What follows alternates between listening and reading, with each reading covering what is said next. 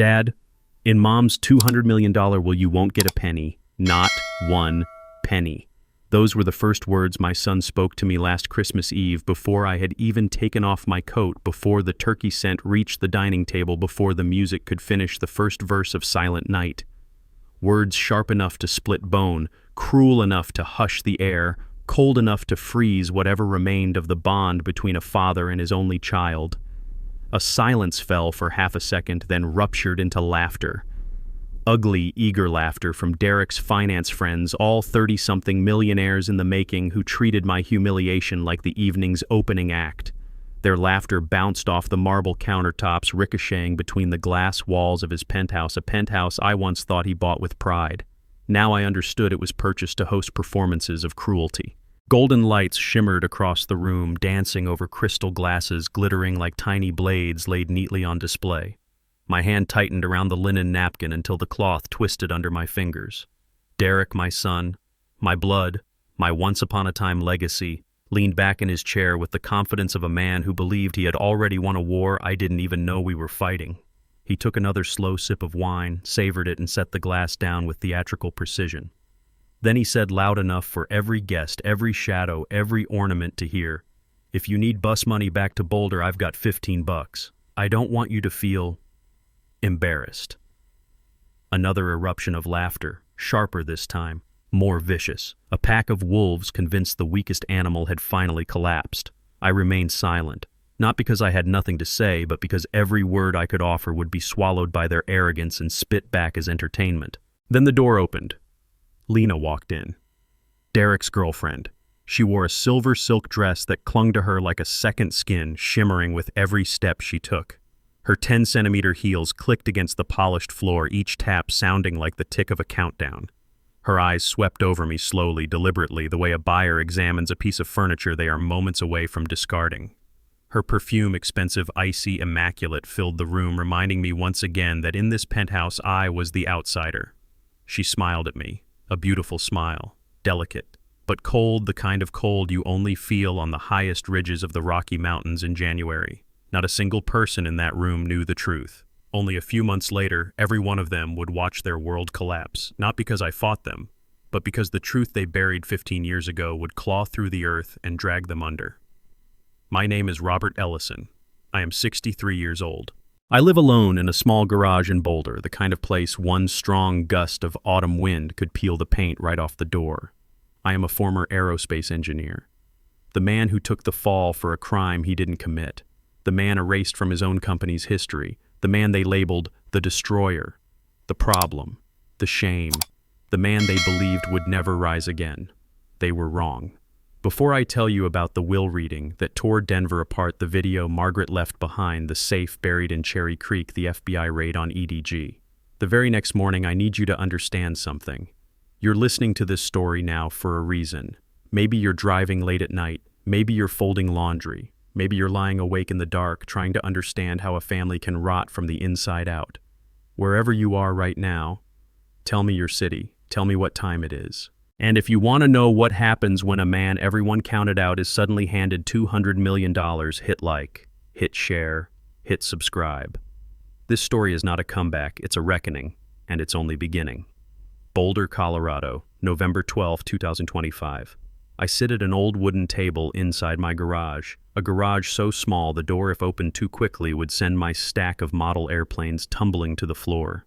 A single desk lamp casts a soft, dim glow across my face, bringing out the deep lines carved into my skin by years of silence, grief, and betrayal.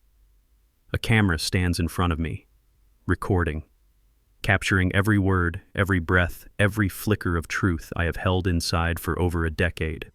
A young reporter from the biggest financial network in the Rocky Mountains sits across from me, notebook in hand, knuckles tightening around her pen, not from cold, but from the weight of the story. She is about to hear a story no journalist ever thought they'd be granted access to.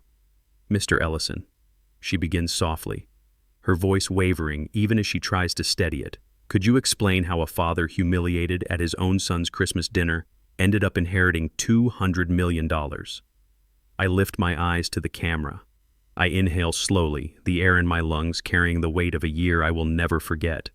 I hear everything in that silence, the wind threading through the cracks in the garage walls, the gentle hum of the heater near my feet, my own heartbeat slow and heavy like a countdown approaching 0. And then I speak. Everything started on Christmas Eve 2024, the night Derek thought he finally buried me. I pause, then raise my eyes back to the lens, steady, sharp, unblinking. But justice. My voice drops colder than the snow outside. Justice always chooses the perfect moment to arrive. Christmas Eve. 1 year earlier, Derek's penthouse towered over the Denver skyline. Christmas lights spilled across the city like fallen stars, glowing, flickering, dying in the winter wind. Inside, the dinner didn't feel like a holiday. It felt like a coronation, a celebration of wealth, ego, and people who believed they were untouchable. Derek raised his glass of red wine. Amber light hit the liquid, turning it the color of blood. "My father," he announced loudly, "won't get a single penny from my mother's will." He let the words hang. Let every pair of eyes turn toward me. Let the cruelty settle. Then he repeated slower, with the precision of a scalpel making an incision. "Not 1 penny." Laughter detonated across the room. Friends, co-workers, investors, even people I didn't recognize. They all looked at me with the same expression, that cruel mixture of pity and amusement reserved for someone who no longer belongs anywhere. I sat still, not flinching, not breathing, because in that moment something shifted, not in the room but inside me. Something I had buried, locked away, and tried desperately to forget. It opened its eyes. It inhaled. It remembered. The camera in my garage captures my face, older, sharper, but illuminated not by joy, but by truth. I repeat Derek's lines, slow and deliberate, like drawing steel from a sheath. That was the night my son thought he buried me for the last time. I let the silence sit. Then I leaned forward, eyes dark and steady. But what he didn't know was that his mother left behind something no one in Denver's financial world was prepared for. There are phone calls that arrive when we least expect them. Yet they say exactly what we've always known was coming. My son's call came on a quiet May morning, quiet enough that I could hear the old ceiling fan in my garage creak each time it turned, complaining about its age the way my bones sometimes do. The phone buzzed. A familiar set of numbers lit up the screen. I answered. "Dad, Mom's gone. The will reading is next week. Don't expect anything." No tears, no cracked voice, no sign of grief. Just the tone of a man who believed power was permanent, and that his mother's death was simply another item to be checked off his quarterly schedule. I stood in the middle of my garage, surrounded by the smell of machine oil and old pinewood smells that reminded me of the years I'd spent in the aerospace workshop. On the phone, Derek continued speaking with a casual cruelty. "If you need money for the bus, I've got $15. I closed my eyes, inhaled slowly. Then I said, "Calm and even. Keep it. Buy yourself some respect." A single beat of silence. Then the call ended, and all that remained was the garage and the wind slipping through the cracks. About an hour later, I heard a soft knock at the back door. I opened it, and there stood Carol Hare, neatly pinned, holding a tray of warm apple pie. The smell of cinnamon drifted in with her. "I heard the news," she said softly, placing the tray on the workbench. Carol was the only person in the neighborhood who'd known me long enough not to waste time with empty condolences. Her late husband had been an engineer at EDG before he died in that accident in 2011. Both of us knew that year was the beginning of everything that would later destroy my family. She looked at me with an expression that wasn't curiosity, but understanding. "Are you really going?" she asked. I nodded. "I have to hear the truth." From them, she raised an eyebrow. "From the will." She sighed, a long, tired sigh of someone who had once worked inside EDG and survived the way corporate storms swallow people whole. "Be careful, Robert. Denver is cold, especially when people start talking about money." She didn't mean the weather. We both knew it. I thanked her, ate a piece of warm pie, and began packing. If you could call it packing, an old backpack, a faded denim jacket, and a handful of documents that had followed me like ghosts. Not much. But then again, I didn't have much left to lose. The bus to Denver. That afternoon, I made my way to the Federal bus stop. The Denver Boulder bus was old chipped paint, scratched windows, worn seats, a tired veteran of the road. I took a seat by the window. As the bus pulled away, I watched the low Boulder houses shrink in the distance, the same streets I used to walk every winter morning on my way to the aircraft shop. They faded like water-stained photographs. The road to Denver was long, but not as long as the memories I knew I'd have to walk through again. Inside the bus, no one spoke. Just the engine's low groan, the whistle of wind against the glass, and the quiet pull of old memories dragging me back to 2010. 2010, EDG headquarters, Skyline Towers. The project that should have been Denver's next pride. Instead, because of one mistaken signature from Margaret, it became a threat from the Department of Justice. I still remember that meeting. Rain hammered the windows. Margaret sat pale and shaking. "Robert," she whispered, "if I'm charged, EDG collapses. Derek will lose everything." I understood. In that moment, I understood that my entire career, every certificate, every project, every hard-earned title was about to be erased. And I signed. I signed the document taking full legal responsibility. I signed away my license to practice for 10 years. I signed away my own life story. The investigator asked me, "You're taking the full blame." "Why?" "Because it's for my family," I answered, even though I knew someday they might stop calling me family. He looked at me with a mixture of confusion and pity. Then he closed the file, and with it he closed the door on the life I'd once had. The bus jolted violently. I opened my eyes. I hadn't even realized I'd closed them. Denver lay ahead. But my mind was still walking down old hallways, still opening wounds that had never healed. My phone buzzed, a text from an unknown number. "Don't embarrass the family." I typed back, "I've been embarrassed since 2011, and pressed send. I didn't care who was on the other end. The truth was simple. No one could humiliate me anymore.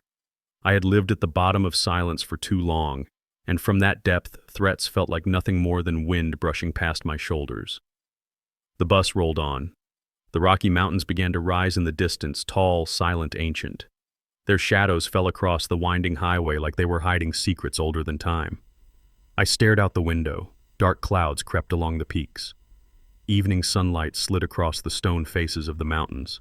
I had driven past the Rockies hundreds of times, but never had they looked quite like this. They looked like a door I had kept locked for 15 years, and one I had no choice now but to open. The bus dipped into a steep curve, light flashing across my eyes, and in that instant, I realized I was no longer the man cast out by his own family. I was a man heading toward the truth, a truth that would never again be buried under the snow of the Rockies.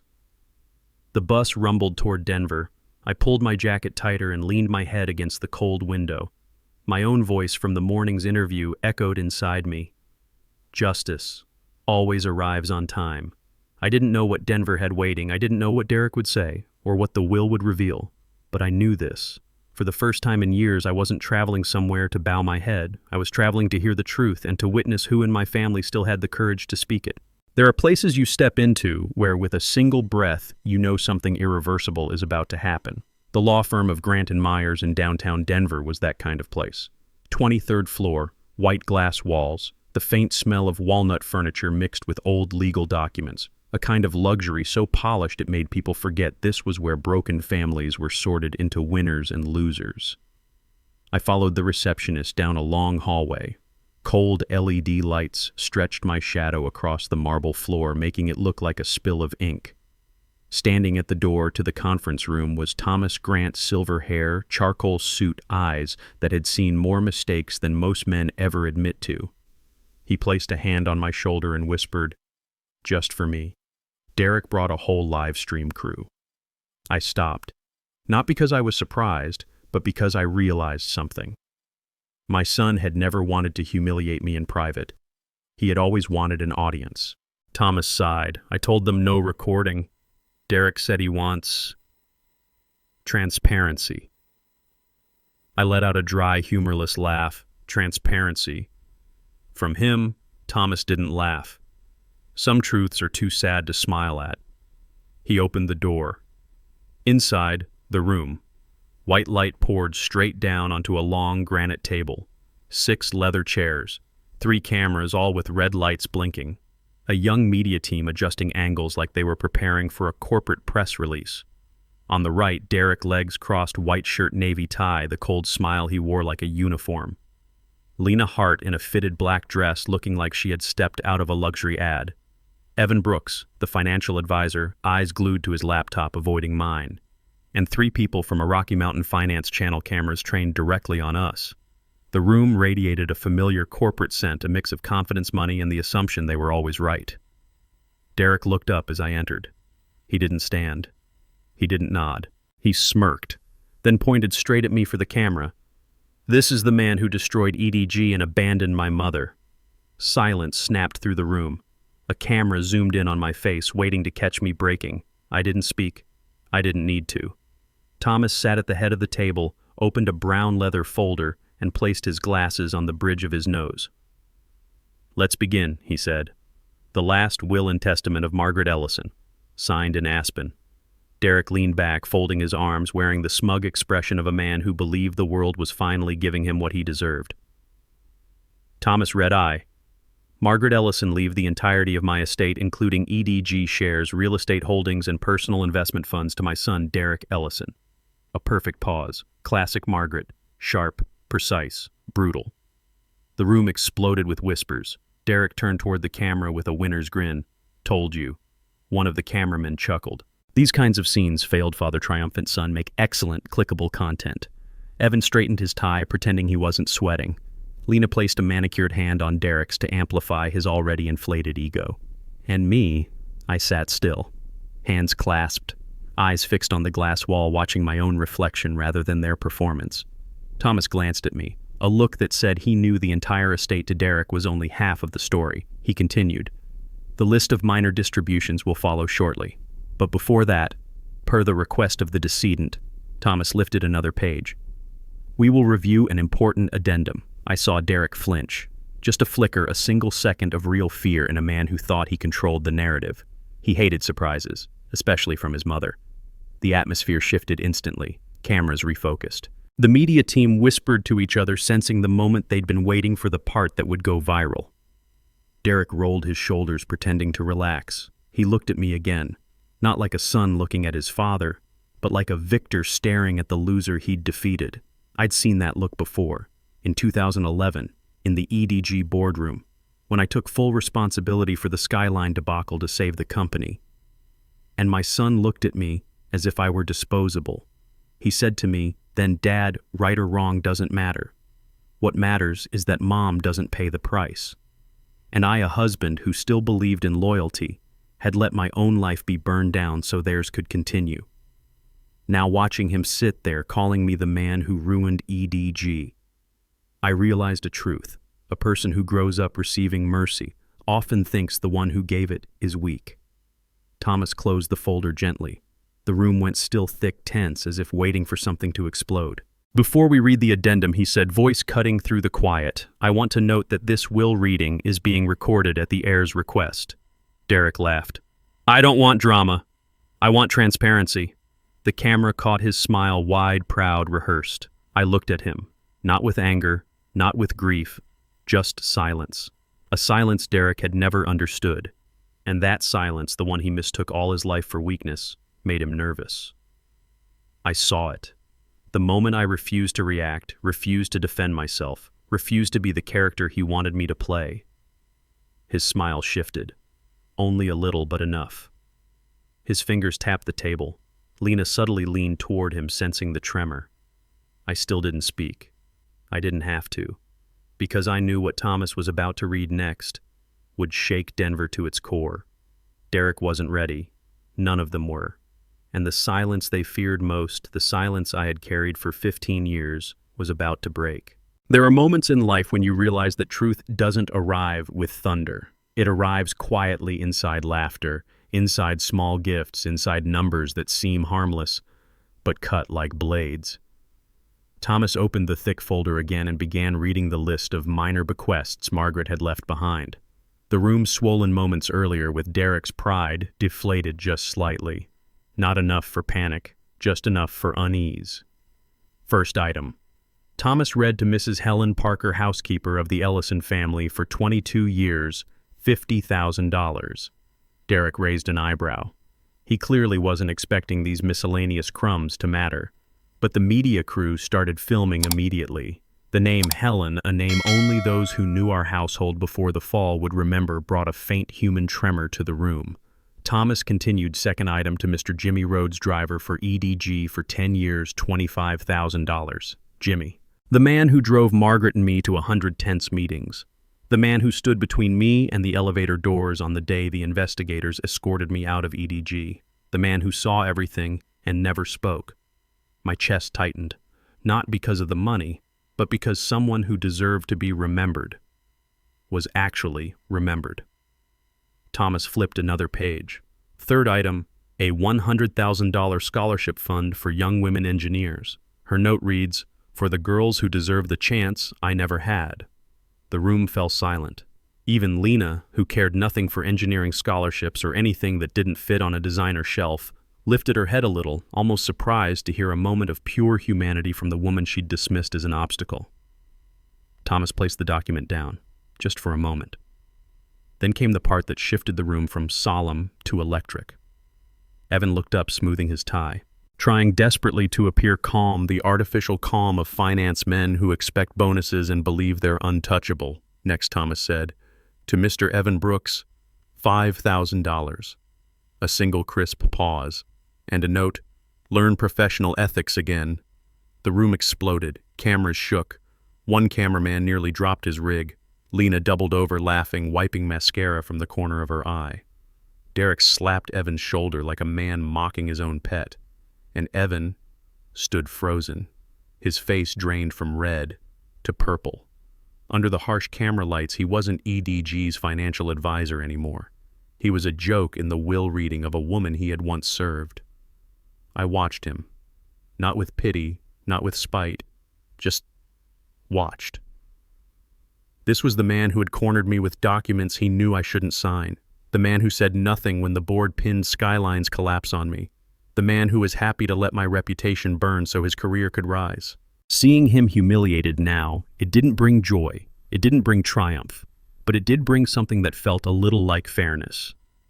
Thomas turned the page. Lena straightened, still smiling, expecting her name. And she was right.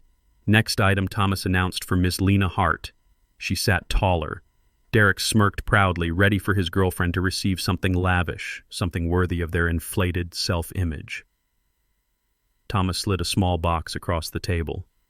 "A leather handbag," he said. "The one you swapped out for Margaret's last year. A beat. But this one is fake leather." Silence detonated. Then the cameras went wild. Click, click, click, click, click. Lena's face went pale. The hand reaching for the box froze midair. She looked at Derek. Derek stared at the table as if digging through old memories, trying to recall the night of the bag swap. Evan, freshly humiliated, glanced at Lena and allowed himself the smallest, pettiest smirk. One reporter whispered into a still-hot mic, "Holy hell, this is gold." And that exact moment was when Derek snapped. He shot to his feet and jabbed a finger at the media crew.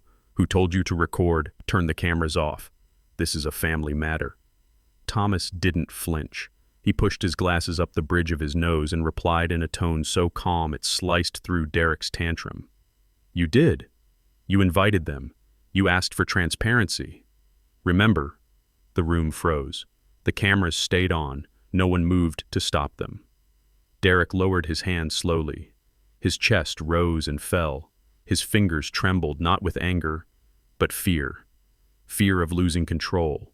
Fear of the narrative slipping away. Fear of the truth he hadn't prepared for. Lena shut the box and shoved it aside like it was contaminated. Her eyes darted around the room, checking which cameras had caught her humiliation. Evan buried himself in his laptop, pretending to work. No one wanted to look at anyone. Thomas flipped to the next page, a page everyone in that room knew was going to be worse. I leaned back in my chair, silent, expressionless. I didn't defend myself, didn't justify anything, didn't interrupt. They were destroying themselves. I was simply watching. As Thomas prepared to read the next part, I glanced at the camera pointed at me. What it captured wasn't a man humiliated at a Christmas dinner anymore. It was a man who had buried 15 years of silence and was now beginning to unearth it, slowly, coldly, deliberately, because I knew what was coming next, and Derek didn't. There are moments in life when time doesn't move. It stops. It watches. It waits for someone to finally face the truth they've been running from their entire life. That moment arrived when Thomas placed his hand on the dark brown envelope in the middle of the table. The envelope everyone in the room, including Derek, believed contained the simple ending of a straightforward will. But I knew better. Margaret never did anything simple. Thomas broke the seal. The soft tear of the adhesive sounded like a rope being pulled taut, right before it snaps.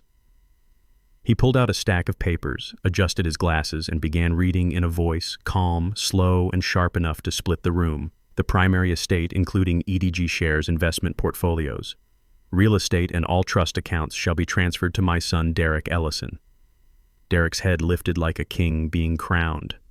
A smile spread across his face, the smile of someone raised to believe the world owes him something. The camera zoomed in, hungry for his victory. Thomas continued. Once the executor confirms all conditions have been met. The words hit the table like a stone dropping into deep water. Derek frowned. Executor conditions. He snapped toward Thomas. Who's the executor? Thomas looked him dead in the eye, slow, unshaken. Then read, the appointed executor is Robert Ellison. The room swallowed itself. 1 second, 2, 3. Even the ceiling vents seemed to stop humming. Then Derek exploded out of his chair, knocking it backward with a violent crash. No, no way. His voice ricocheted off the glass walls, bouncing back like shards of a future he'd just watched shatter. My father. Him. He gets to decide what happens to my inheritance. The man who ruined the company. The man who abandoned my mother. He pointed at me like I was a fugitive cornered by police lights. I didn't move. I just looked at him with the same quiet, steady expression I had carried for years. No fear, no anger, just truth. Lena leaned in and whispered urgently, trying to pull Derek back into his seat. He yanked his arm away. One of the cameras shook. A reporter shifted angles. No one dared blink. No one wanted to miss the moment the golden heir lost his mind on camera. Thomas spoke calmly. Derek, sit down. This is only the opening. There is an addendum. I'm not listening to anything, Derek yelled. Thomas placed both hands on the file, still as a judge handing down a sentence. You will listen, he said.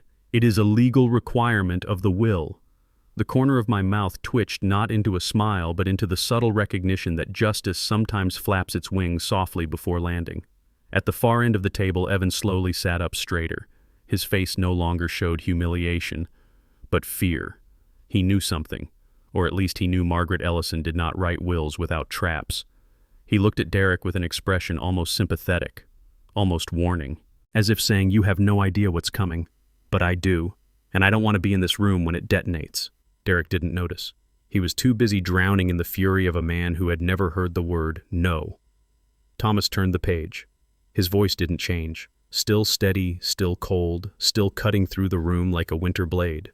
Mrs. Ellison states, the executor is the only person who understands where the foundation of this estate truly comes from, and the only person I trust not to be bought by money. Derek barked out an incredulous laugh, the kind that comes from desperation wearing a cheap disguise. Money can't buy my father. My father lives in a garage. My father survives on charity.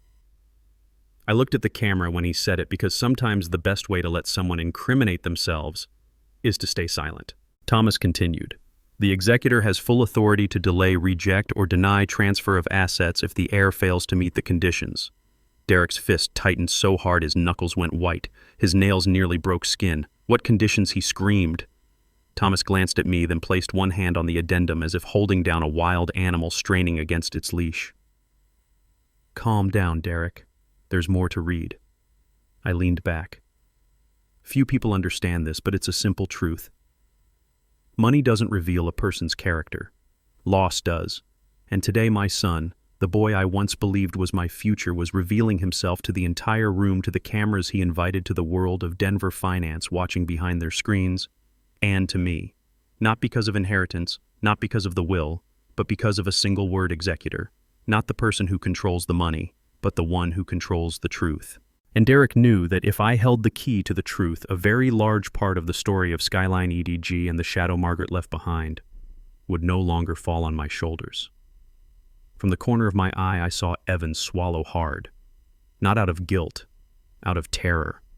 The kind of terror that comes when you hear the fuse of a bomb finally reach its spark. He looked at me, not with hatred, not with accusation, but with a quiet, heavy message. Robert, brace yourself. What's coming next isn't just about Derek. It's about all of us. The camera tightened on my face. Silent, calm, ready. Because the next chapter of the will wasn't about money. It was where Margaret had hidden the truth. A truth Denver and everyone in this room was about to face for the first time. There are years you can close your eyes and still see with absolute clarity the smell of the conference room, the tapping of pens, the flicker of cold fluorescent lights, and the feeling of standing at the very edge of your own life. 2010 was one of those years for me. When Thomas opened the addendum about Skyline, the law office around me disappeared. I no longer saw the conference table at Grant & Myers. I no longer saw Derek panting in anger, Lena shrinking in shame, or Evan trembling because he knew this chapter would ruin everything. All I saw was 2010. Denver, 2010. The year everything broke, it rained more than usual that year. People said winter came early, but winter wasn't what came early. Collapse did. Back then, I said quietly, half to the room and half to myself. Skyline Towers was supposed to be Denver's crown jewel. 50 stories, twin glass towers made from a new composite 30% lighter than traditional steel. A project I poured my soul into. But one signature, Margaret's signature, turned that dream into bait for the Department of Justice. I remember the afternoon it happened. The EDG executive room dimmed under the gray light. Rain hammered the windows like fists demanding answers. Margaret stood at the front, hands shaking, Skyline's file wide open on the table, the very page where she'd signed the wrong financial clause. The air was thick with fear. The EDG board men, whose wrinkles and habits I knew by heart, all stared at me as if I were a backup engine they were about to overheat. Margaret finally turned toward me. Her eyes were red, not from crying, but from exhaustion and denial. Robert. Her voice frayed like an overstretched thread. If I get charged, EDG collapses. Derek loses everything. I knew. I had always known what my role was. And I also knew something else: Margaret would never admit fault. Not as CEO, not with EDG behind her, not when Derek had just gotten into UCLA's finance program and had a golden path ahead. I was the only thing standing between them and the fall.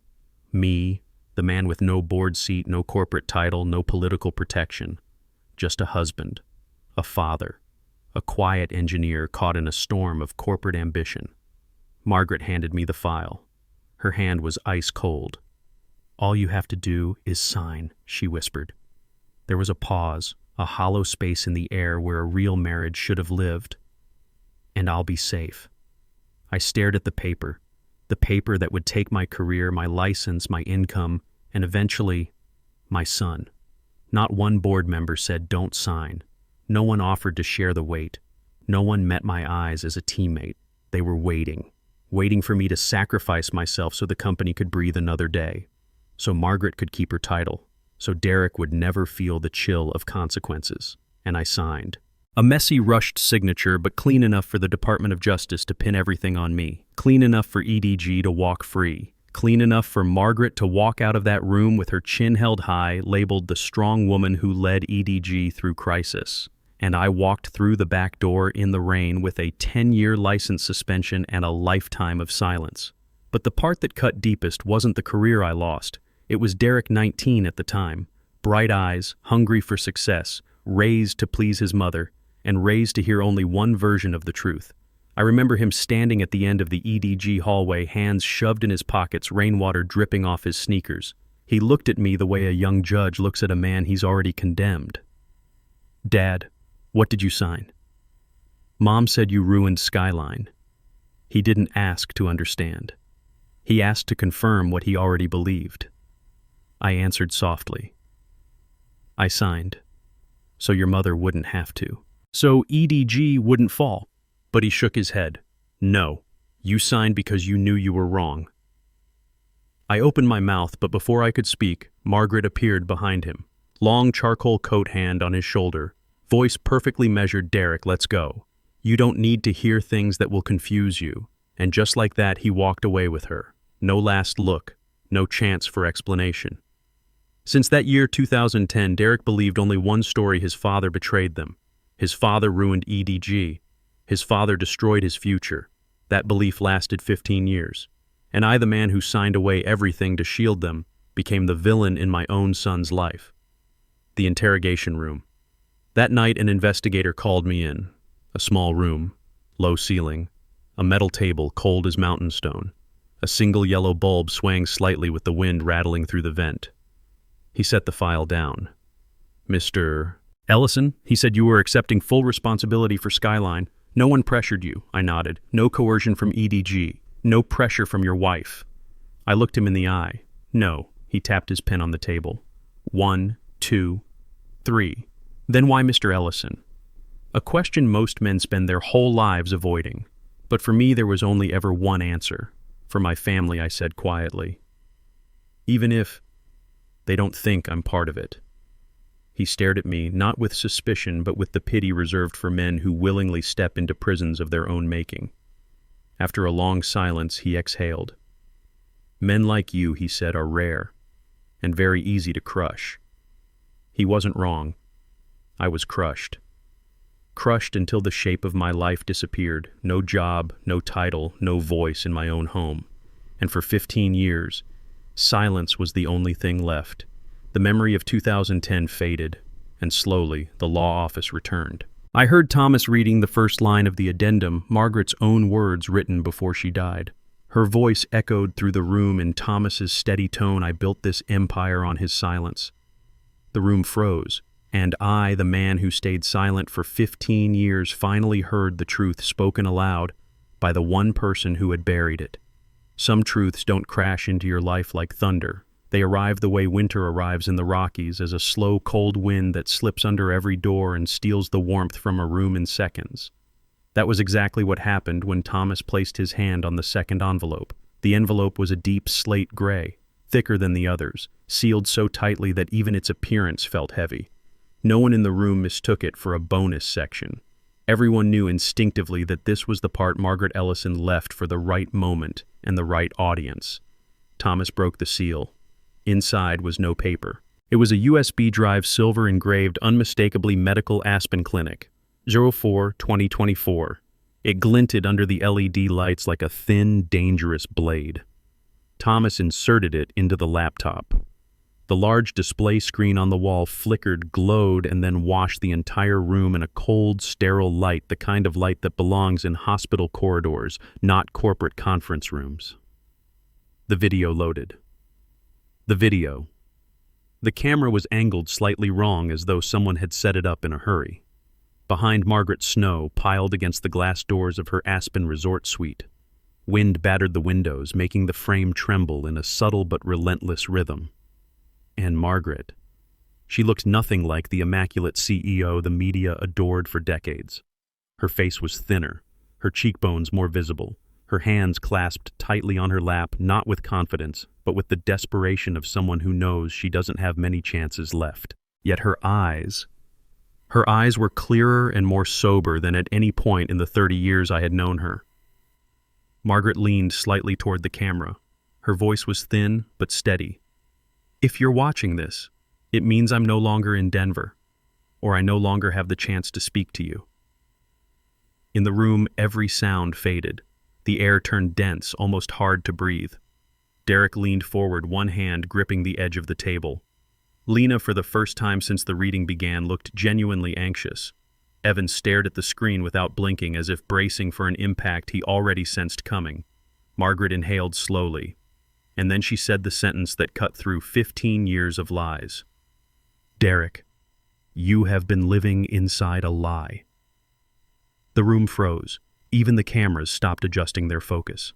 Margaret's hands remained clenched, but her voice grew firmer, not the firmness of a CEO, but the firmness of a woman finally choosing truth over survival. Your father did not betray this family. Your father saved me, saved EDG, saved your future. Derek's jaw tightened, his eyes widened. Color drained from his face the way heat leaves a room when a window shatters in winter. He wasn't angry, not yet.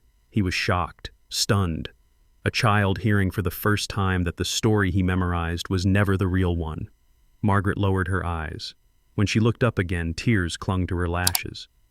"I built this entire empire on your father's silence." The sentence didn't echo. It didn't need to. It sliced through the room cleanly, silently, like the first crack in a frozen lake. Derek staggered back a step as if pushed by the force of his own disbelief. No, that can't be." His voice broke thin as paper.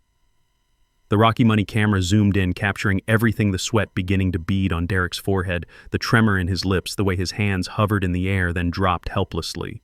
Margaret continued, "You believed me, Derek, because you loved me, and I used that love to hide my mistake. Your father never betrayed us." She paused.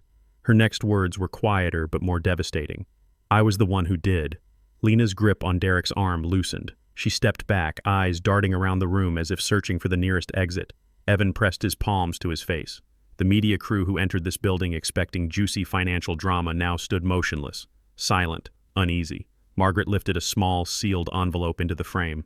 "Inside this are all the documents about Skyline, the real ones, and the apology I owe your father for 15 years of silence." Her breath hitched, but her voice didn't waver. "My final decision is this. My entire estate will go to Robert Ellison." Derek's fingers scraped the edge of the table, making a hollow sound wood against bone. His throat worked as he tried to form words. Why would you?" His voice faded thin and trembling. Margaret closed her eyes for a second. When she opened them again, they were filled with a sorrow so deep I felt it from across the room. "Because he is the only person who never betrayed this family, and because he will not let money poison what's left of us." Then her expression softened, a softness I had not seen since the early years of our marriage. "And Derek, you will receive $15. Every camera light blinked, every breath in the room halted. She spoke slowly, deliberately. "The same amount you once offered your father so he wouldn't feel embarrassed." The video ends. The screen cut to black. Nothing moved. The only sound was the faint whistling of the heater vent pushing warm air into a room that suddenly felt cold enough to shatter. Derek stood frozen, not with anger that would come later. This was something deeper. He looked like a boy whose world had been pulled out from under him, and he was still reaching for pieces that no longer existed. The camera zoomed on his face, jaw, quivering eyes wet with disbelief, a thin line of sweat traveling down his neck. I watched him, not with triumph, not with vengeance, but with the tired eyes of a father who had carried silence like a coffin for 15 years. Silence I chose. Silence I thought would protect him. Thomas slowly closed the laptop. His voice was gentle, grave. Those were her final words. Everyone looked at Derek, but I looked at something else. The space between us. A space carved by lies I agreed to carry. A space widened by a boy who trusted the wrong parent. A space filled with a silence so old it had weight. Derek finally turned toward me, his lips parted, but no sound came out. There are some wounds no apology can reach, and some truths that don't free you.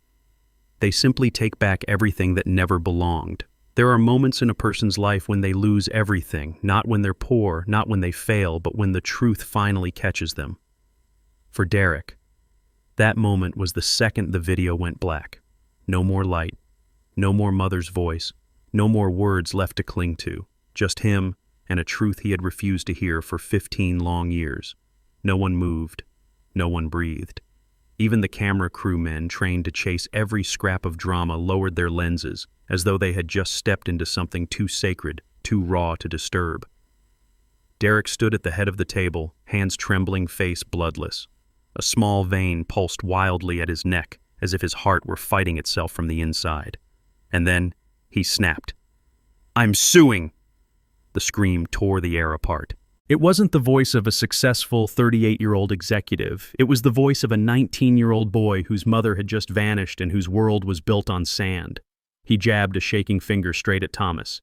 "You have no right, no right. I'm the legal heir. I get everything." Thomas didn't flinch. He simply opened a thin folder Derek hadn't noticed before. He slid it across the table. "Derek," he said quietly. "This is your mother's medical evaluation. Cognitive capacity fully intact. Signed and certified by Dr. Susan Blake, Aspen Clinic." Derek stared at the document as if staring at a death certificate, and Thomas continued. "She chose every word herself. She chose every name, including this clause." He tapped the final page. The infamous line. "No contest clause." Derek blinked, confused. "What? What is that supposed to mean?" Thomas read it slowly, so slowly that each word fell onto the table like molten iron. "If the heir files a legal challenge against the will, that heir forfeits their inheritance entirely." Silence. Then softly, "including the $15. The room erupted, not in the excited screams of social media drama, not in cruel laughter, but in the shocked, involuntary laughter of people witnessing a man who thought he was a king have his throne ripped out from under him by a single paragraph of legal text. Derek detonated a second time. He slammed both palms on the table. "This is a setup. This is a trap. She would never do this to me. I am her son." Thomas sat unmoving, unshaken. "Stone. That he said is why she left the video." The words hit Derek like a strike to the face. He screamed again. "I'm done listening to this garbage, all of you. You're lying. All of this is a lie." And then he lunged at Thomas. The two security guards posted at the door since the earlier outburst reacted instantly. 3 seconds. That's all it took. Derek was twisted around, arms pinned, chest pressed onto the cold granite conference table. The cameras caught everything. Chaos exploded. One videographer yelled, "Keep angle 2, do not cut the feed." Another whispered, breathless, "Oh my God, this is gold, this is absolute gold." Evan staggered backward until he hit the wall, one hand over his forehead. He hadn't expected this level of implosion, this speed of collapse. Lena stood frozen. She didn't run to Derek, she didn't cry, she didn't try to help, she just watched, cold, calculating, already weighing the PR damage.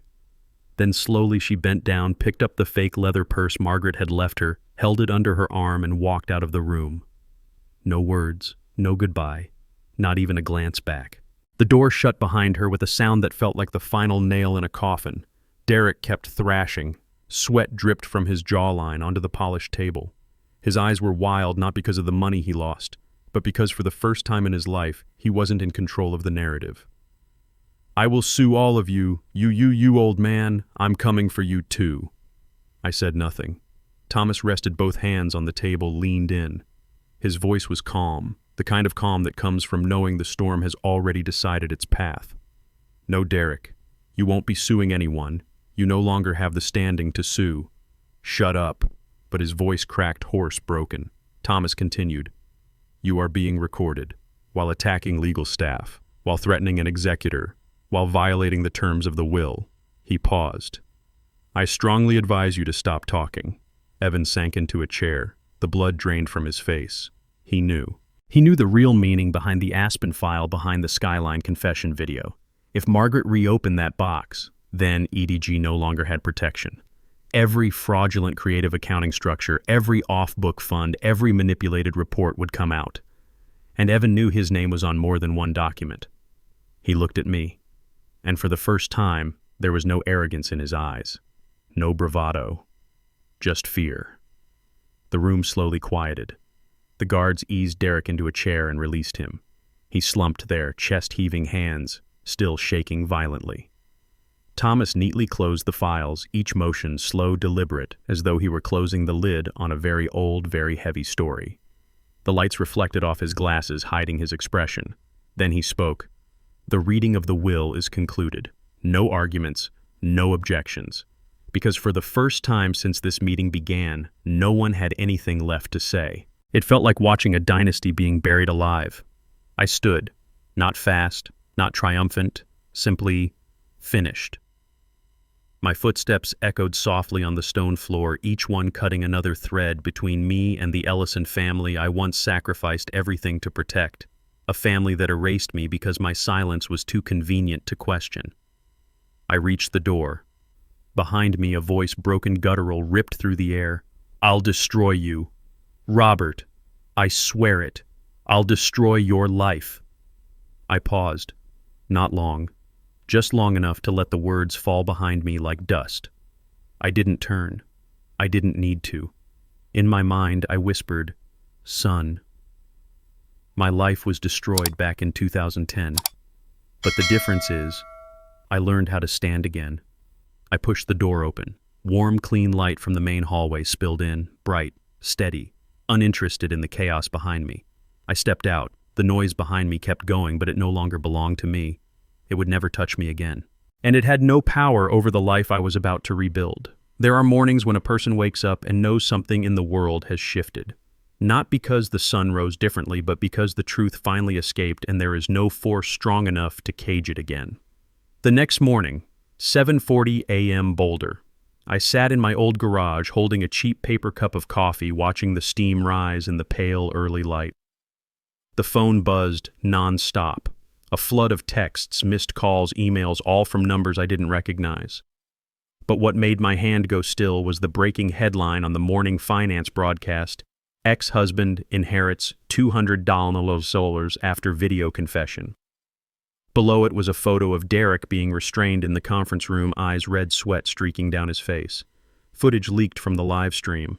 The entire city had watched my son fall apart piece by piece, with the whole world watching. I put my phone down on the workbench. Not happy, not sad, just clear. Clearer than I had been in 15 years. 8:10 a.m. EDG headquarters, Denver. Reporters crowded the entrance. News vans lined the sidewalk, and the black SUVs of the FBI filled the drive in a long, silent row. Federal sirens aren't like city sirens. They don't scream. They hum, low, inevitable, like the sound of an old chapter being torn out of a book. Evan Brooks was brought out first. He still wore a suit, but the confidence was gone. His collar crooked, hair messy, eyes swollen like someone who hadn't slept in days. The handcuffs glinted in the Denver sun. A reporter yelled, "Evan, is this connected to the Skyline Fund fraud?" He didn't answer, didn't look up. He was pushed into a black FBI SUV. The door slammed shut, a sound that ended 10 years of his life in one single heartbeat. And I knew why. The USB Margaret sent to the bureau before she died. I hadn't watched it, but I didn't need to. I knew what it held. Transfer logs, hidden fund records, unpublished Skyline contracts, lists of names behind the creative accounting. And Evan's name was carved deep into that story. He wasn't getting out of this. Not this time. Not with Derek gone. Not with Margaret dead. 10:03 a.m. Grant and Myers. Law office. Thomas called me to Denver to receive one final item. When I arrived, the conference room from yesterday was spotless, as if the storm never happened. But it had, and everyone in the building knew it. Thomas waited at the door, holding a small yellow envelope. It wasn't big, it wasn't heavy, but it had a presence, the kind of weight that comes from something meant to outlive a person. "This," he said, handing it to me, "is what Margaret instructed me to give you last." I opened it. Inside was a single key, bronze, cold, with the word "Legacy" engraved deeply into the metal. I turned it between my fingers.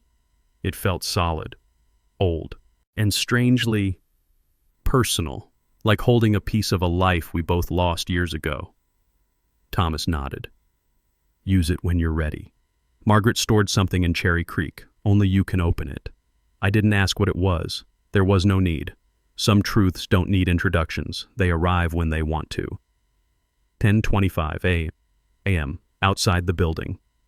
Denver was bright with May sunlight, but somehow colder than usual. I stepped down the stone stairs of Grant and Myers. A breeze brushed past my jacket. People walking by turned to look at me, some with sympathy, some with curiosity, some with the unmistakable look people reserve for survivors. I wasn't triumphant. I hadn't won. I had simply survived long enough to be heard. At the end of the walkway, someone called out, "Mr. Ellison, can we get a comment about the 200 million?" I didn't even break stride. People like that don't care about the truth. They care about the version that makes the best headline. But then something made me stop. A black SUV rolled out from the side street beside the law office. No sirens, no federal plates, no corporate logos. It pulled up and stopped exactly 10 yards from me. The engine stayed on, but no one stepped out. I stood still, not afraid, just aware. The windows were tinted, but not enough to hide the silhouette inside. A figure, motionless, watching me. Not hostile, not eager, just observing, as if weighing me, weighing what I now knew. A strange coldness slid down my spine. Not fear, just familiarity. This wasn't Derek. This wasn't the media. This wasn't the FBI. And it wasn't EDG. This was something else. Something or someone Margaret had been running from when she fled to Aspen. Someone connected to the video. Someone she feared enough to record her last confession outside of Denver. 7 seconds passed. The SUV reversed slowly, smoothly, with the deliberate calm of a person who had gathered exactly what they came to gather. Then it turned the corner and vanished into traffic.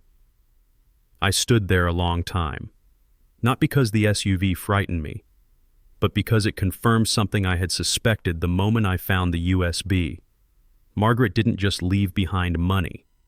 She left behind enemies, the ones she hid from, the ones she whispered about in Aspen, the ones she believed only I had the spine to confront without being blinded by money or fear. I gripped the legacy key in my hand, cold, heavy, real. I understood then justice hadn't ended yesterday. Justice was just beginning. There are places we once walked through as part of our everyday lives, and then years later we return to them as if stepping into a graveyard of our own memories. Margaret's old office at the Cherry Creek Corporate Center was one of those places. I stood in front of the tall glass door, my hand resting on the cold steel handle. Inside the room looked darker than I remembered, the furniture cleared out, the life gone, but the walnut desk still stood where she spent hundreds of hours building, defending, and reshaping EDG. When the door opened, the scent of old wood and abandoned paperwork drifted out, the final breath of a past that refused to die quietly. I stepped inside. No voices, no footsteps, no presence of the CEO who once made half the Denver finance world bow their heads. Just me and what she left behind. There it was, a framed painting of the Denver skyline on the right wall. I had seen that painting 100 times when I picked her up from late-night meetings. To anyone else, it was just art. But up close now, I saw it. A small scratch on the left corner of the frame.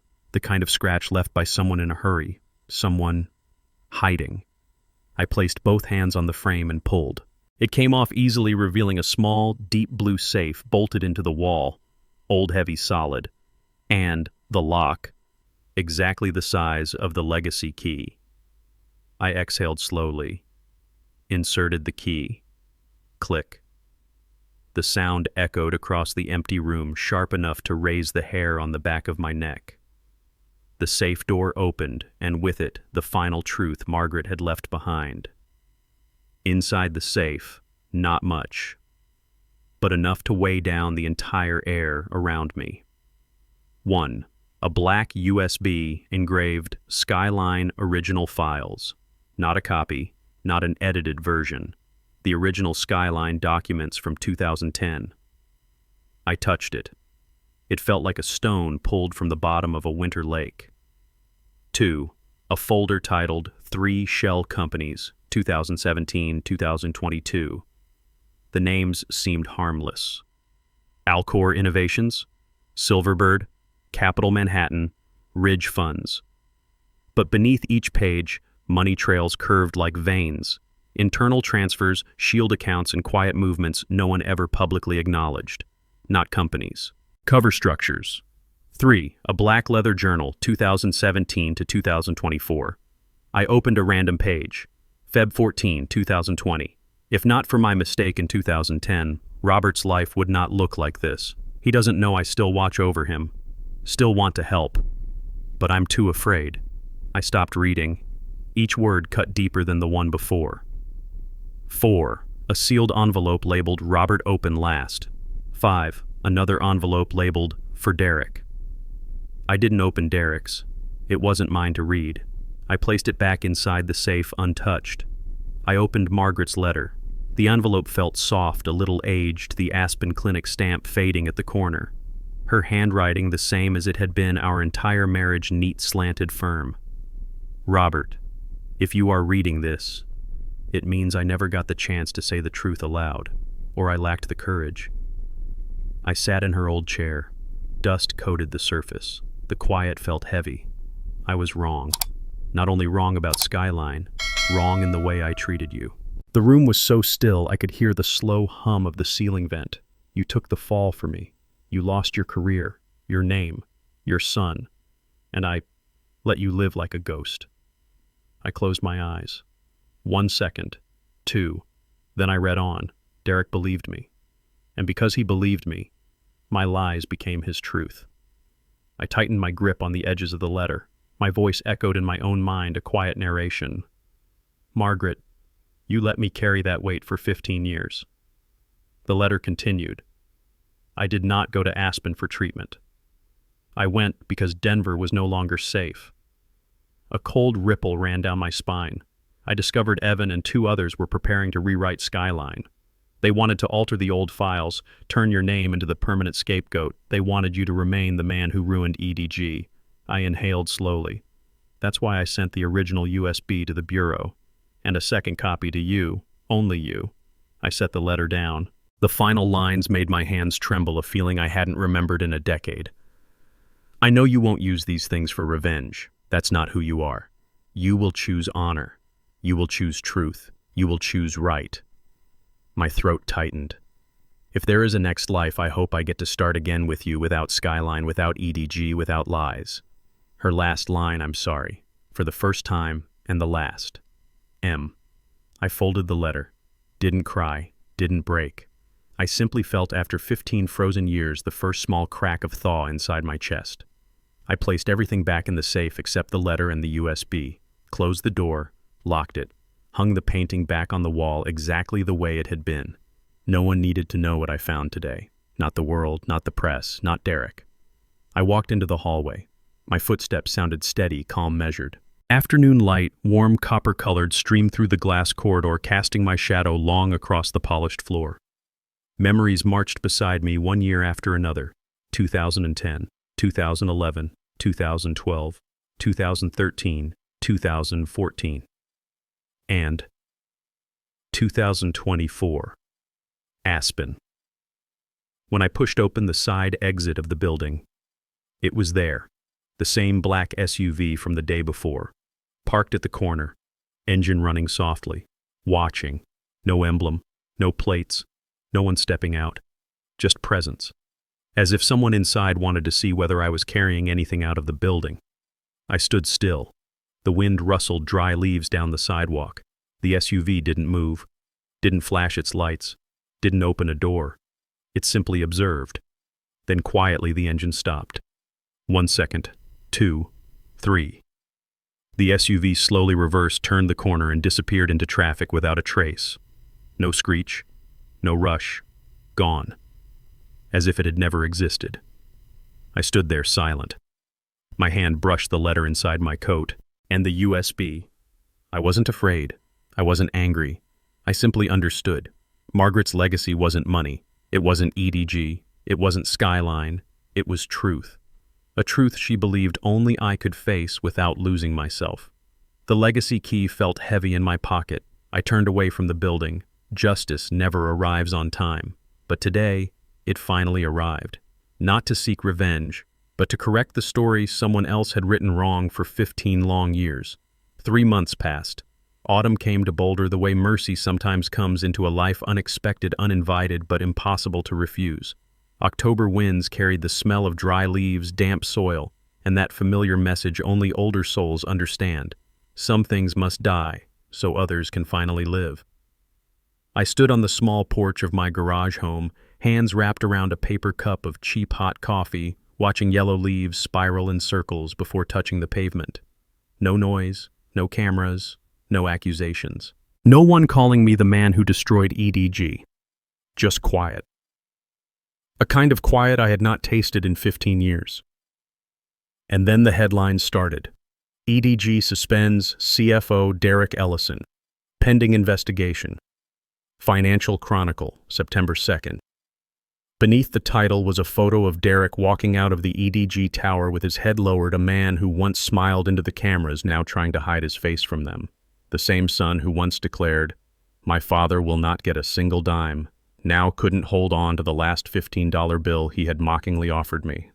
I stared at the headline, not with joy, not with vengeance, just a hollow acceptance, the kind a person feels after a storm passes. You're glad the wind stopped, but the wreckage still sits all around you. EDG released an official statement. Derek is suspended indefinitely. His accounts are under federal review.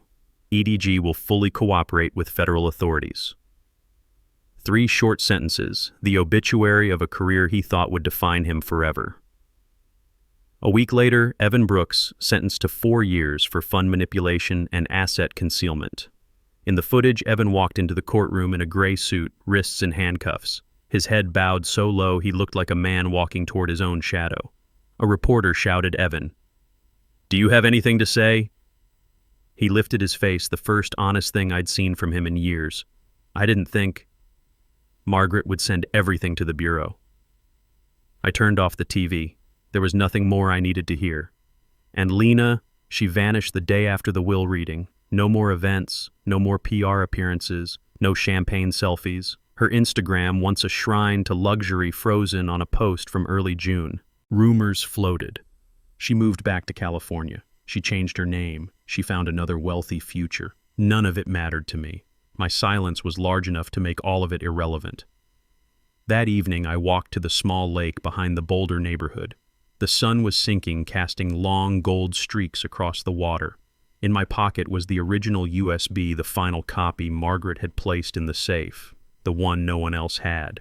Black casing, small enough to lose in a drawer, yet containing 15 years of a lie too heavy to carry. I sat on the rocks at the lakeside, held the USB between my fingers.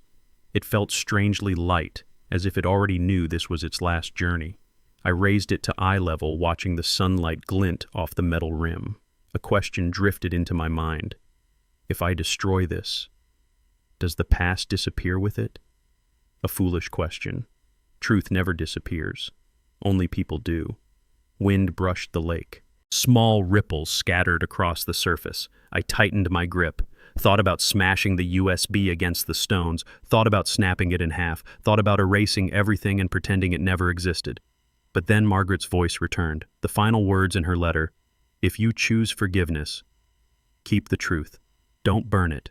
Don't erase it. Just let it rest. Rest. Not revenge, not justice, not proof, just rest." Some words reached the places inside us we thought had turned to stone. Those words found me. I exhaled, opened my hand. The USB rested in my palm like a silent verdict. Then I threw it into the lake, not with anger, not with triumph, but with the gentle force of someone releasing a weight that was never meant to be carried this long. It hit the water plop, sending out small circles of ripples that widened, then faded. The ripples disappeared. The lake swallowed the USB whole, not shattered, not erased. Just gone to a quieter place, a kind of forgiveness that doesn't burn something to ashes but lays it down gently and walks away. The water settled, the sunlight dimmed across its surface. I whispered, not to Margaret, not to Derek, not to EDG or Skyline, but to myself. Forgiveness isn't because they deserve it, it's because I deserve to keep living. The words were soft, but they cut through 15 years of silence in a way nothing else ever had. I stood, put my hands in my pockets, walked away from the lake in Boulder's late autumn light, not hurried, not afraid, carrying nothing but a folded letter and a piece I had never expected to find. Behind me, the lake remained still, a quiet grave holding the secrets of a family that had burned broken and finally rebuilt on truth. I didn't look back. There was no need. The past had finally lain down, and the rest of my life was finally free to begin. Some days don't end with thunder, or confrontation, or dramatic reckoning. Some days end quietly with the kind of peace you only earn after surviving everything life can possibly take from you. November 12th, 2025 was one of those days. Boulder 7:05 a.m. Morning air so cold it turned my breath into small clouds. A thin silk-like light draped itself across the foothills. And when I opened the garage door, the place I'd lived for years, it no longer felt like exile. It felt like choice. Inside on the long wooden table sat the model airplanes I'd been working on: an F-14 Tomcat, a little Cessna, an old Piper Cub, and a half-finished B-29 I promised the neighborhood kids this week. Those kids had been showing up since summer, some with broken bicycles, some with nothing to do, some simply needing a place where someone listened. I taught them how to build frames, attach wings, balance weight. One bent every spar, one glued the engine on backward. One got adhesive stuck in her hair and laughed like it didn't matter. But when their planes took off for the first time only a few feet into the air, they screamed with joy so pure that something in me woke back up. A part of me I thought had died 15 years ago. Carol arrives with apple pie and something softer. A gentle knock. I opened the door. Carol stood there with a tray of warm apple pie smelling of cinnamon and butter, the kind of smell that can push back any cold morning. "Is today some kind of anniversary?" she asked with a small smile. "I'm cleaning the shop a bit," I said, pulling out a chair for her, "and teaching the kids." She glanced around the garage. She knew this place as the room where I once drank alone, sat in silence for hours, spoke to no one. Now it was full of kids' voices and scraps of balsa wood. "It's about time this place had laughter in it again," she said. Her hand rested lightly on my shoulder. 15 years of silence was long enough. She didn't ask about Derek, or EDG, or the $200 million, or Aspen, or the years I lived like a man erased from his own life. Carol is the kind of person who understands that some stories don't need questions, they need quiet. A plane flies over and something shifts inside me. As we set the pie down, a deep engine hum echoed outside. I looked through the window. A small aircraft flew low over the mountains, sunlight sliding across its metal wings like a silver blade cutting the morning sky. The kids burst out the door. "Mr. Robert, look, a plane." I stepped onto the porch. The plane banked gently, gliding over Boulder like a reminder that some things are built to rise again. Carol watched me watching the sky. "You know, Robert," she whispered, "you're finally looking upward again." I didn't answer, but she was right. For 15 years, I didn't look at the sky as something that belonged to me. Today, that changed. The phone buzzes, caller ID Thomas Grant. I picked up. His voice, usually firm, sounded steadier, calmer. "Robert, I'm calling with an official update." I waited. The Ellison Legacy Foundation was formally established this morning. I looked at the old beams of the garage ceiling. Thomas continued, "The $200 million Margaret left behind is being converted into a long-term scholarship fund for underprivileged engineering students across the country." My hand rested on the table, not shaking, but something deep inside me loosened like a knot finally untying. Robert Thomas said in a tone I'd rarely heard from him, "It's what she wanted, and something you can genuinely be proud of." I closed my eyes for a moment. Behind my eyelids, I saw her Margaret in Aspen, exhausted, trembling, but brave enough to tell the truth at the end. And I saw Derek as a child running through our yard with a model airplane I built for him. He once dreamed of becoming a pilot, a dream crushed under the weight of adult ambition he never asked for. I opened my eyes. "Thank you," I said quietly. Thomas paused before adding, "Robert, your silence finally made a sound." I hung up. Outside, the kids kept laughing around their newly finished plane, its little wings wobbling proudly in the wind. I stood in the garage, the place that used to be my grave, and realized it had become something else. A legacy. Not 200 million, not EDG, not Skyline, but the life I rebuilt after everyone else buried it. Sunlight spilled across the kids, the apple pie, the unfinished models. I spoke softly, not to Carol, not to Thomas, but to the quiet audience that has followed this story. Turns out silence still makes an echo, not the echo of revenge, not the echo of victory, not the echo of pride, but the echo of a man who finally stood up again after being buried by silence for 15 years. Carol smiled gently. "You did it, Robert." I breathed in, feeling lighter than I had in decades. Then, like in every story that ends with a question, I looked straight at the invisible camera, the way storytellers do when speaking to someone far away, folding laundry, driving home in the dark, or trying to sleep after a long day. If it were you, could you forgive a child who once looked you in the eyes and told you that you wouldn't get a single cent of your ex-wife's $200 million? Tell me in the comments. I want to hear your answer. If this story touched a quiet corner of your heart, leave me a comment below. Tell me where you're watching from and which part reminded you of your own life. Hit. Like if you've ever had to stand back up after a kind of pain no one else could see. And if you, like me, believe that justice may come late, but it never disappears, go ahead and subscribe. This channel is for women who have lived long enough to know that family can break you, but it's your own heart that helps you rise again. If you know a friend, a sister, a woman who might need to hear this story today, share this video with her. Thank you for staying with me until the very end. You have no idea how much that means to me.